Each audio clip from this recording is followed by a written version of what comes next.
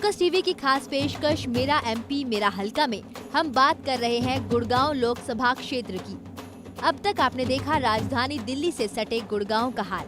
गुड़गांव के अलावा हमने आपको औद्योगिक नगरी बावल और ऐतिहासिक शहर रेवाड़ी के मुद्दों से रूबरू कराया, वहाँ की समस्याओं पर लोगों की राय ली।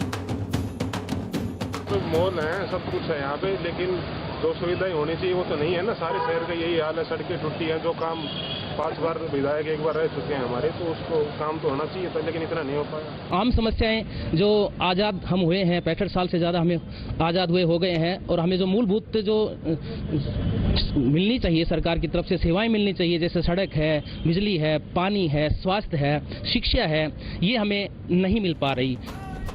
इसके साथ ही आपको इस लोकसभा सीट के सियासी समीकरणों से भी वाकिफ कराया। अकेले गांव की नहीं, और पास के गांव सारा की गई, और इन जमीनों के अंदर जो सरमाएदार हो गए, कॉलोनी बसाने वाले हो गए, बड़े मालदार हो गए, इन्होंने एक भी गरीब तबके के लिए गुड़गांव के अंदर छोटा सा फ्लैट निर्धारित करा हो तो बताओ। साथ ही हमने ये भी जाना कि दक्षिणी हरियाणा में अब तक कितना विकास हुआ है और अब तक किन किन सुविधाओं से महरूम है गुड़गांव संसदीय क्षेत्र।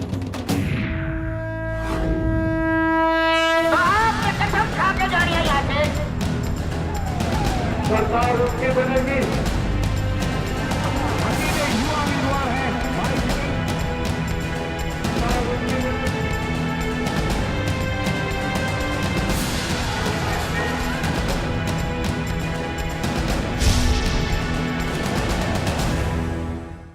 दक्षिण हरियाणा यानी गुड़गांव, रेवाड़ी और महेंद्रगढ़ की राजनीति तो राव वीरेंद्र सिंह और उनके बेटे राव इंद्रजीत सिंह के इर्द गिर्द घूमती है। इन इलाकों में अगर गुड़गांव शहर को छोड़ दिया जाए तो बाकी किसी भी इलाके में कोई खास विकास नजर नहीं आता।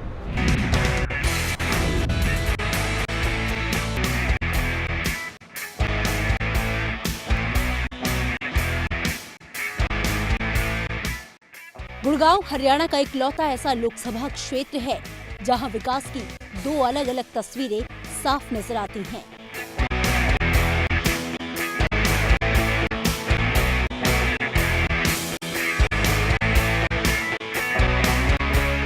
इस लोकसभा क्षेत्र में एक तरफ गुड़गांव है जो सिंगापुर से मुकाबला करता नजर आता है, तो वहीं दूसरी तरफ मेवात के 3 विधानसभा क्षेत्र हैं जो विकास की दौड़ में पिछड़े हुए नजर आते हैं।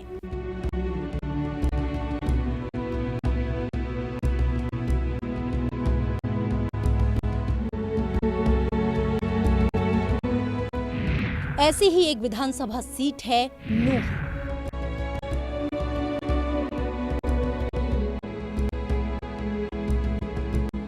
नूह देश की राजधानी दिल्ली से केवल 70 किलोमीटर की दूरी पर है। मेवात का डिस्ट्रिक्ट हेडक्वार्टर नूह में ही है। गुड़गांव में नूह तक बनी 4 लाइन सड़क इसके यातायात के साधन को और आसान बनाता है।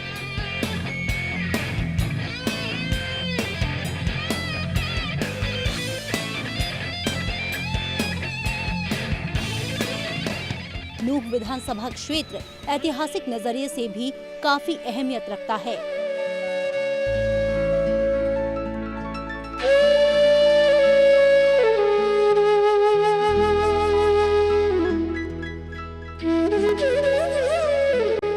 यहाँ के हजारों बहादुरों ने देश की आजादी के लिए कुर्बानी दी थी। नंगली गांव के दर्जनों लोगों ने हंसते हंसते देश के खातिर अपने प्राणों की बलि दे दी थी।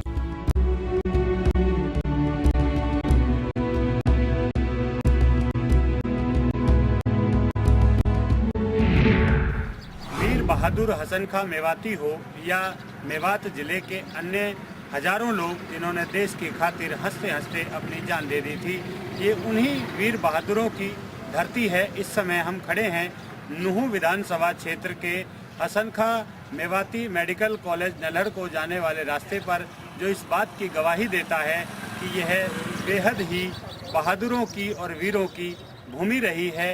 इसका इतिहास प्रदेश में ही नहीं बल्कि देश भर में सबसे उम्दा है।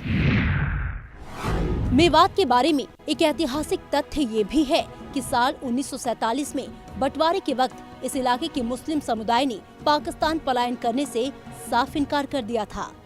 उस वक्त महात्मा गांधी और मौलाना आजाद वीर मेवों की धरती पर पहुंचे थे।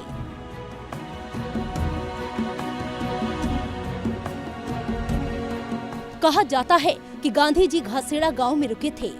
गांधी जी और मौलाना आजाद की अपील का असर ये हुआ था कि मेवात के किसी भी परिवार ने उसके बाद पाकिस्तान का रुख नहीं किया था।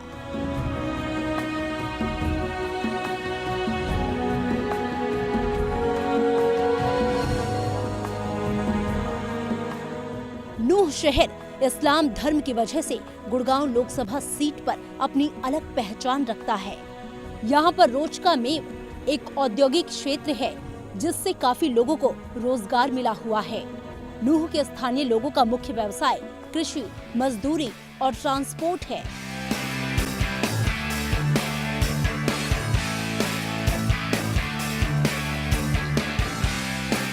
नूह विधानसभा कई दशक पुरानी है, जिसमें मुस्लिम मतदाताओं की संख्या सबसे ज्यादा है। कांग्रेस का नूह विधानसभा में जबरदस्त रहा है। यहाँ से कांग्रेस नेता आफताब अहमद विधायक चुने गए, जो इस वक्त प्रदेश के परिवहन मंत्री हैं। आफताब अहमद का दावा है कि उनके कार्यकाल में जितना काम हुआ उतना पहले कभी नहीं हुआ, जबकि इंडियन नेशनल लोकदल ऐसा नहीं मानता। कांग्रेस ने पिछले 9 वर्षों में 4000 करोड़ रुपए के विकास कार्य करवाए इस जिले में, जिला बनाने के बाद। तो इस बात को कांग्रेस पार्टी भी समझती है, हमारा मुख्यमंत्री चौधरी भूपेंद्र सिंह हुड्डा भी समझते हैं कि पिछड़ापन को दूर करने में जो भागीदारी और जो उन्होंने निभाई है उसको और बल मिलता है जब यहाँ राजनीतिक जो ताकत है वो इन लोगों के पास हो और अपना इनके नुमाइंदगी सांसद में हो तो इनके और भी विकास में इसको बल मिलता है, इनको आगे बढ़ने का और मिलता है। कांग्रेस में सिर्फ झूठी सारी घोषणाएं, चाहे वो मेवात कैनाल की बात है, चाहे रेलवे लाइन की बात है, चाहे कोटला जेल की बात है, चाहे रंगीना से तिजारा की बात है, चाहे उदबाड़ माइनर की बात है, चाहे इंडी तहसील की बात है, सारी झूठी घोषणाएं। अब तक एक भी विकास नहीं हुआ। नूह से हमेशा सभी पार्टियां मुस्लिम उम्मीदवारों को ही उतारती रही हैं। इसकी बड़ी वजह है इस समुदाय का दबदबा होना। नूह विधानसभा के जातिगत समीकरण। नूह विधानसभा में करीब 59% मुस्लिम यानी कि मेव वोट हैं, जबकि करीब 11% दलित समुदाय का वोट बैंक है। करीब 4% जाट वोट मतदाता हैं। वहीं नूह में 6% राजपूत समुदाय का वोट बैंक है। नूह में करीब 4% बनिया यानी वैश्य समुदाय वोटर है। यहाँ करीब 3% के आसपास ब्राह्मण समुदाय का वोट बैंक है। नूह में पंजाबी, सिख, गडरिया, अहीर, गुर्जर और सैनी समुदाय की भी खासी तादाद है। सियासी जानकारों के मुताबिक कांग्रेस से बागी सांसद राव इंद्रजीत सिंह के लिए इस बार नूह का जनादेश उनके खिलाफ जा सकता है। जब से यहाँ पर नए समीकरण बनने लगे हैं तो राव इंद्रजीत सिंह जो सांसद थे कांग्रेस के, उन्होंने कांग्रेस से बगावत करके एक अलग रास्ता अपना लिया है। इस क्षेत्र में ज़्यादातर लोग नए समीकरणों की तलाश को देखते हुए मुख्य तौर से यहाँ के लोग खास तौर से विचारधारा के साथ और व्यक्तियों के साथ और उन आर्थिक परिस्थितियों को देखकर यहाँ ज़्यादातर लोग कांग्रेस का साथ देते आए हैं और ये निर्णायक दौर से इस क्षेत्र गुजरता है। यहाँ के अब नए परिसीमन में पुनाहाना, फिरोजपुर का, नूह और मेवात का ताउड़ू क्षेत्र जो सोना क्षेत्र में आता है, वो एक नए समीकरण बदलने की तैयार बैठा है। विकास को तरसता नूह हल्का। नूह की विधानसभा में साक्षरता दर कम है। मेवात से गुड़गांव और दिल्ली जाने के लिए बस या ट्रेन की सुविधा नहीं है। इस साल नूह बस डिपो में कामकाज शुरू तो हो चुका है, लेकिन स्टाफ की भारी कमी है। नूह में पेयजल और सिंचाई की किल्लत को देखते हुए मेवात कैनाल और कोटला झील का मुद्दा आज तक सिर्फ चुनावी मुद्दा बनकर रह गया है। अभी तक भी इन दोनों योजनाओं को कोई भी सरकार या विधायक पूरा नहीं करा पाए हैं। नूह शहर में सफाई व्यवस्था पूरी तरह से चौपट है।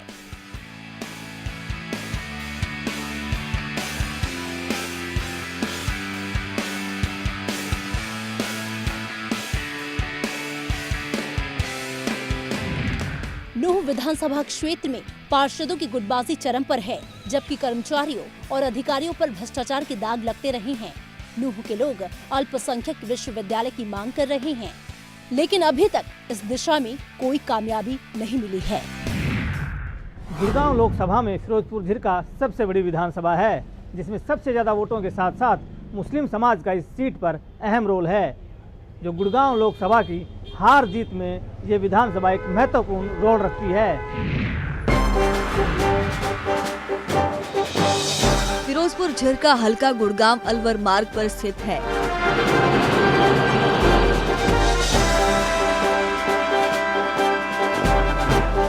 और अरावली के साथ लगते इस शहर की खूबसूरती देखने लायक है।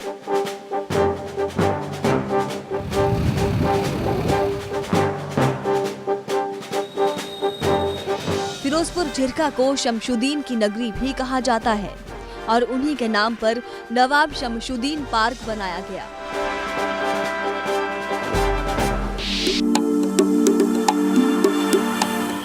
यहाँ के लोगों का मुख्य व्यवसाय कृषि, पशुपालन और ट्रांसपोर्ट है। यह हल्का मुस्लिम बहुल माना जाता है और यहाँ से विधायक हैं इंडियन नेशनल लोकदल की नसीम अहमद। फिरोजपुर झिरका हल्के में करीब 75% मुस्लिम मतदाता हैं। इस हल्के में दलित समुदाय की तादाद करीब 11% है, जबकि 3% सैनी समुदाय के वोट बैंक हैं। फिरोजपुर झिरका में 3% बनिया यानी कि वैश्य वोटर हैं।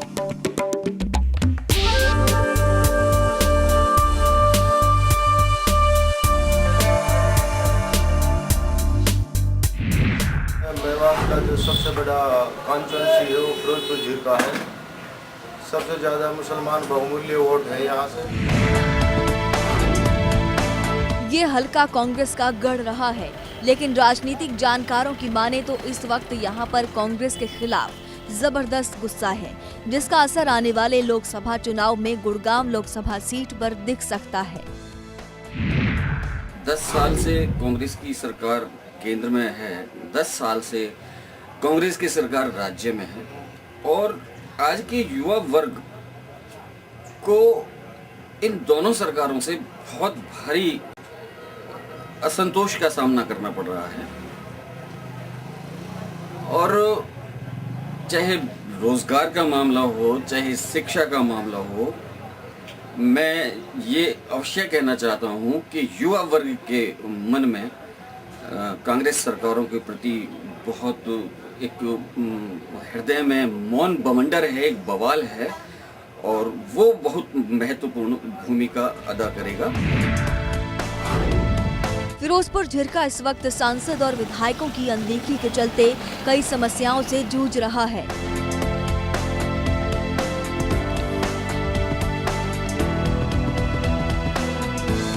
फिरोजपुर झिरका में रोडवेज का उपकेंद्र था, जिसे मौजूदा सरकार ने पूरी तरह से समाप्त कर दिया। अब फिरोजपुर झिरका से राजस्थान के तिजारा, अलवर और दिल्ली जाने के लिए बसों की भारी कमी है। फिरोजपुर झिरका और नगीना में बनी हाउसिंग बोर्ड कॉलोनियों की हालत पूरी तरह से जर्जर हो चुकी है। अधिकारियों और कर्मचारियों के रहने का पुख्ता इंतजाम कोई भी सरकार आज तक नहीं कर पाई है। फिरोजपुर झिरका में सीएचसी भवन है, लेकिन डॉक्टर और स्टाफ की भारी कमी है। अल आफिया अस्पताल मांडीखेड़ा 5 स्टार होटल नुमा भवन है, लेकिन सुविधाओं के नाम पर यहाँ कुछ भी नहीं है। फिरोजपुर झिरका के लोग सब डिपो की मांग काफी लंबे समय से करते आए हैं, लेकिन कोई इस दिशा में अब तक कोई प्रयास नहीं कर पाया है।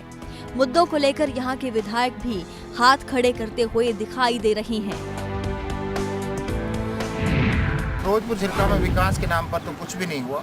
हमारी बहुत सी पुरानी जो मांगे हैं वो भी इस कांग्रेस पार्टी ने पूरी नहीं करी। जैसे हमारे बस डिपो की डिमांड थी कि सब डिपो फिरोजपुर झिरका का बनना चाहिए, तो पिछले 9 साल से 9.5 साल से हमने लगातार विधानसभा में भी और बाहर भी ये मांग रखी है कि फिरोजपुर झिरका के लिए सब डिपो बनना चाहिए, ताकि यहाँ के बच्चों को, यहाँ के लोगों को आने जाने में सहूलियत हो सके। सबसे पिछड़ा जिला मेवात।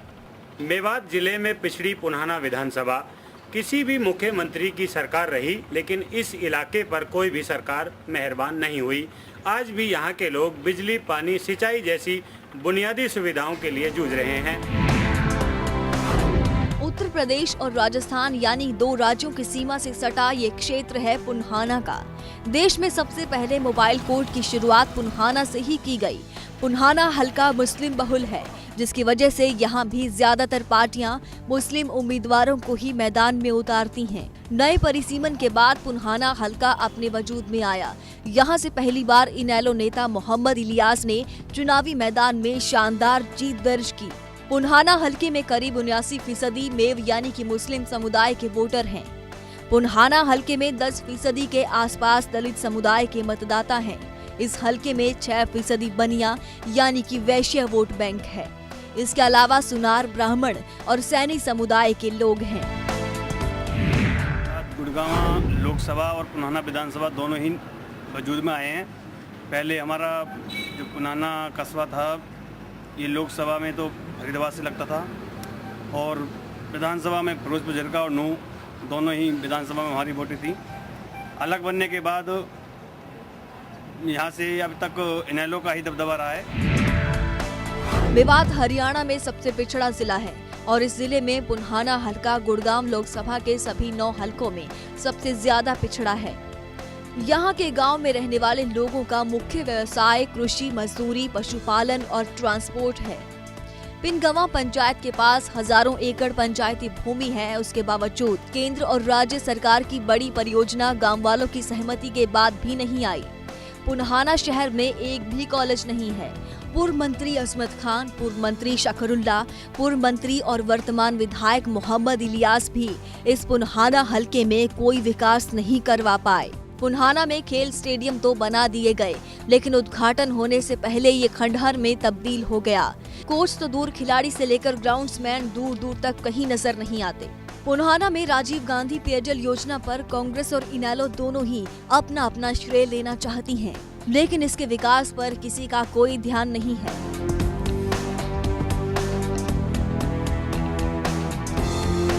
जिस तरह से ये इलाका पिछड़ेपन का शिकार है, उसकी इस दशा पर ना सांसद इंद्रजीत ने कभी ध्यान दिया और ना ही विपक्ष का विधायक होने के नाते मोहम्मद इलियास कुछ करवा पाए। ऐसे में सवाल उठता है कि इस राजनीति में यहाँ की जनता आखिर कब तक यूं ही पिसती रहेगी।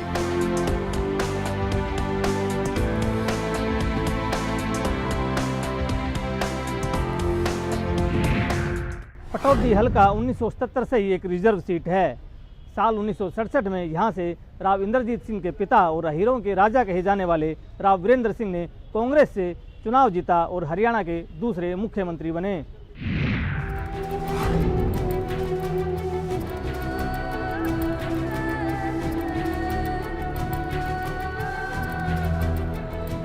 पटौदी हलका अहीर बहुल माना जाता है और यहाँ से इंडियन नेशनल लोकदल के विधायक हैं गंगाराम, जिन्होंने पिछले विधानसभा चुनाव में कांग्रेस नेता भूपेंद्र चौधरी को करीब 25,000 से ज्यादा वोटों से पराजित किया था। पटौदी हलके की कुल जनसंख्या 3,82,343 है, जबकि वोटरों की संख्या 1,80,662 है। पटौदी भी आज विकास से पूरी तरह महरूम दिख रहा है। यहाँ के लोग इस बात को लेकर परेशान हैं कि जब समस्याओं का अंबार लगा हुआ है तो फिर विधायक या सांसद आखिर कुछ करते क्यों नहीं हैं? विधायक जी तो कोई विकास कार्य कराने में सफल नहीं हुए अभी तक। सारी समस्याएं ज्यों की तो बनी हुई हैं, खासकर भ्रष्टाचार के। सरकार के हर एक विभाग में, चाहे वो थाना हो, तहसील हो, चाहे हुड्डा विभाग हो, भ्रष्टाचार आज चरम पे है।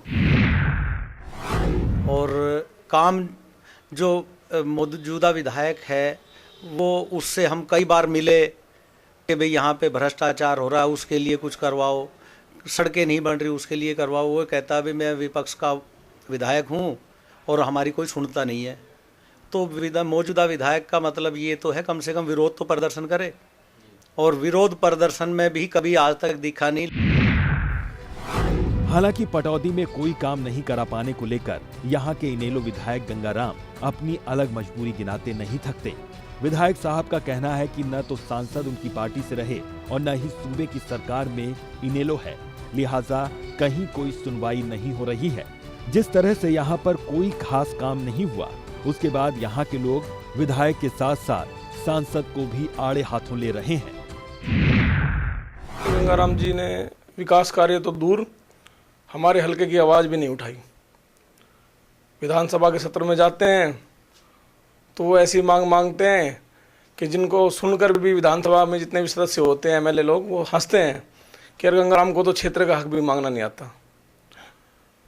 मेरा मानना है कि पटौदी क्षेत्र में गंगाराम जी ने हमारे हक के लिए लड़ना तो दूर, हमारे क्षेत्र की समस्याओं को भी लोगों से लेकर जनता से लेकर सरकार तक पहुंचाना भी उन्होंने मुनासिब नहीं समझा।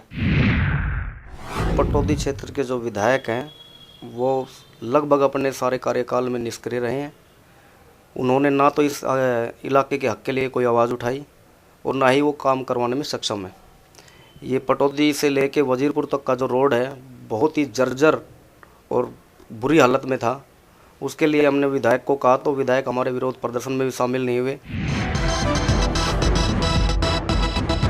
2008 में बने परिसीमन के बाद गुड़गांव लोकसभा क्षेत्र में बादशाहपुर के नाम से एक नई विधानसभा जुड़ गई, जिसे हम आउटर गुड़गांव भी कह सकते हैं। इस विधानसभा में मौजूदा वक्त में कांग्रेस के राव धर्मपाल विधायक हैं, जिन्हें मुख्यमंत्री भूपेंद्र सिंह हुड्डा का करीबी और सांसद राव इंद्रजीत सिंह का धुर विरोधी माना जाता है। राव धर्मपाल इससे पहले सोहना से विधानसभा चुनाव लड़ते रहे हैं और वहां से विधायक भी रहे हैं और हरियाणा सरकार में मंत्री भी। इस वक्त सोहना से कांग्रेस के चौधरी धर्मवीर विधायक हैं, जो कि मूल रूप से भिवानी जिले के रहने वाले हैं।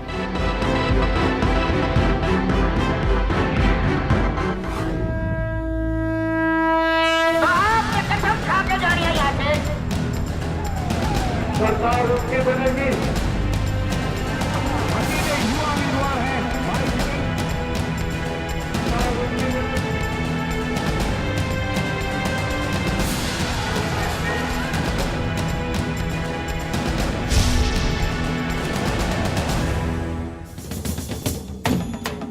अगले एपिसोड में देखिए सांसद राव इंद्रजीत सिंह की चुनौतियां और उनकी उपलब्धियां, और साथ ही हम बात उन मुद्दों की भी करेंगे जिनकी वजह से कांग्रेस से बागी हुए राव इंद्रजीत सिंह।